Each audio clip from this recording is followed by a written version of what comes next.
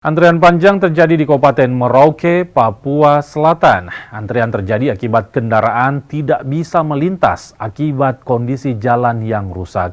Rekaman video antrian ini pun viral di media sosial. Antrian kendaraan terjebak macet ini terjadi di jalur Kurik 3 hingga 5, Distrik Kurik, Kabupaten Merauke, Papua Selatan. Antrian kendaraan sempat terekam kamera warga dan viral di media sosial. Peristiwa ini terjadi usai Lebaran Idul Fitri kemarin. Warga tak bisa melintas akibat kondisi jalan yang buruk. Hujan mengguyur daerah itu semakin memperburuk kondisi jalan. Ya, harapan kami sih tentu kepada pemerintah daerah untuk lebih memprioritaskan jalan-jalan utama yang memang menjadi jalur penghubung antar masyarakat yang menjadi pusat perekonomian di wilayah tersebut, baik pertanian maupun perdagangan, khususnya di momen Lebaran seperti kemarin memang sangat kesulitan, sangat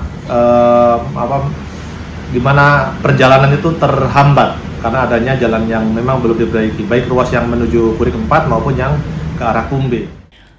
Usai viral, pemerintah daerah Merauke akhirnya angkat suara. Pemda Merauke pun akan segera lakukan perbaikan jalan yang dikeluhkan warga.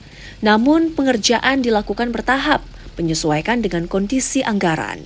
Peningkatan jalan pada kawasan Kurik itu di tahun anggaran 2026 ini kita ada 2 ruas penanganan yang saat ini dalam proses perencanaan untuk persiapan dikirim ke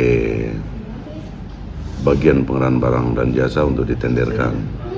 Yang pertama itu adalah jalan di depan pasar, kemudian yang kedua di Jalan Poros menuju ke Rawasari.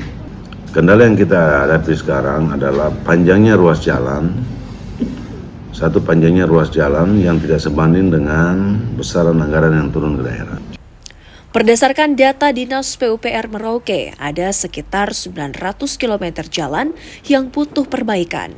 Namun minimnya anggaran membuat proses perbaikan jalan terhambat. Kathleen Robera, Kompas TV Merauke, Papua Selatan.